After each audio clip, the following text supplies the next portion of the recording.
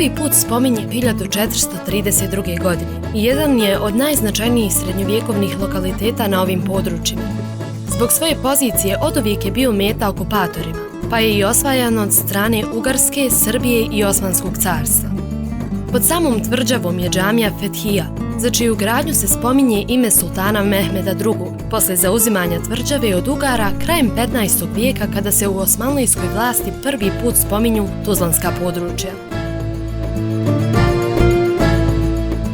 Legenda koja se veže za stari grad Teočak kaže da su srednjovjekovne tvrđave u Teočaku i Zvorniku građene u isto vrijeme. Po naredbi kraljice Jerine, kameni blokovi su iz Teočaka ručno prenošeni u Zvornik, udaljen 15 km zračnom linijom, pa kada bi kraljica Jerina ogladnila, iz Zvornika bi joj stigle još uvijek vruće lepine dodavane od ruke do ruke radnika koji su radili na izgradnji tvrđava. Do danas su u Teočaku očuvane priče o Mađarskoj i Rimskoj crkvi i samostanu. U Teočaku su bile dvije nekropole stečaka, Mramor i Harci, koji svjedoče o bosanskoj posebnosti, a i do danas su neki od stečaka očuvani.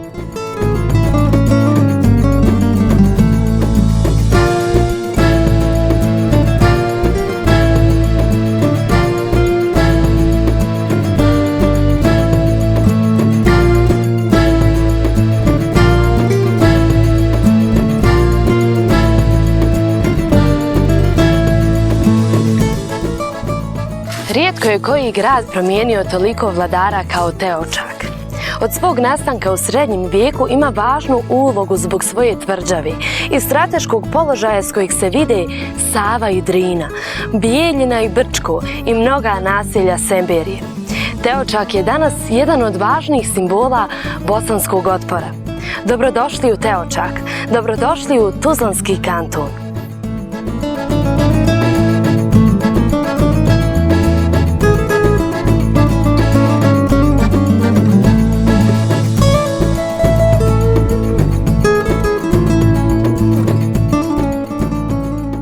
Općina Teočak sa izdašnim očuvanim prirodnim resursima nudi posjetiocima mogućnost užitka u seoskom, izletničko-rekreativnom i vikend turizmu.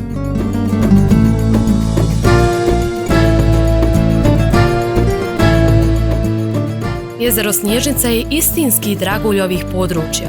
U čistom i mirnom ambijentu možete ploviti, pecati, kupati se i zabaviti u srcu planine Majevica. Ovo čisto jezero je okruženo zelenilom, pa je idealno mjesto za odmor i zaštitu od sunca. Predstavlja pravi raj za ribolovce jer je jezero Snježnica bogato ribom.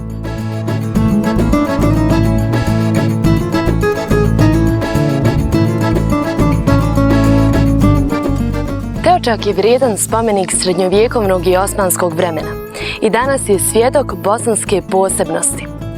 Posjetite Tuzlanski kanton. Posjetite Teočak.